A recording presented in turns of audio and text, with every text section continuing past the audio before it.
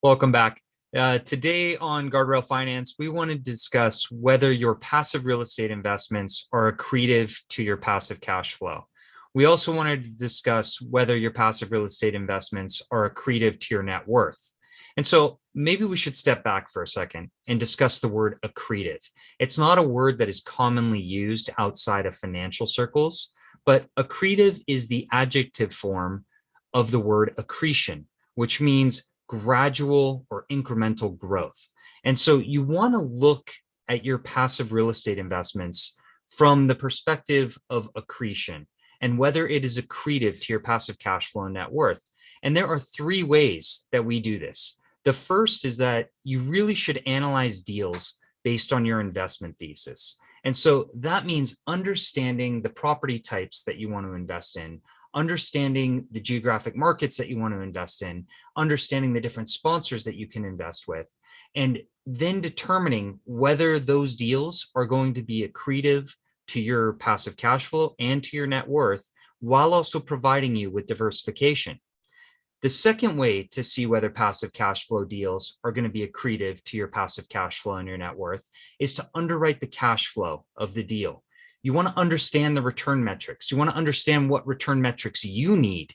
And so, as I've said in the past, I look for a minimum 6% cash on cash return. I look for an IRR that's really in the 10 to 20% range. And I look for equity multiples, depending on the time period, of 1.75x or greater.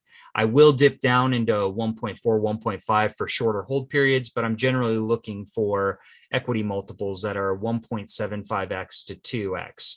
And so you need to understand whether those metrics, which metrics are going to be accretive to your passive cash flow and net worth. Ironically, if you're getting any kind of return on your money, it is actually accretive to your passive cash flow and net worth. However, if there's one deal that's providing a 2% cash on cash return and the other deal is providing 6% cash on cash return and they have the same risk profile, then to be more accretive to your passive cash flow and hopefully ultimately to your net worth, the 6% cash on cash deal would be a much better investment. So that's number two. The third way is that when everything aligns and you know that the deals that you're looking at provide you diversification, either from an asset type, from geography, and from sponsor, and that you are getting the return metrics that you want from a cash on cash perspective, from an IRR perspective, and from an equity multiple perspective, then the third way that you make sure that you get some accretion to your passive cash flow and your net worth is by investing.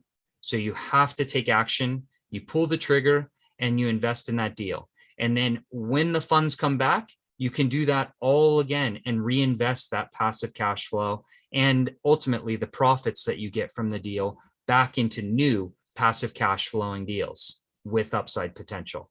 So I hope you like this video. Feel free to like, share, subscribe, and we'll look forward to seeing you on the next one. Until the next video, let's continue growing our passive cash flow and net worth together.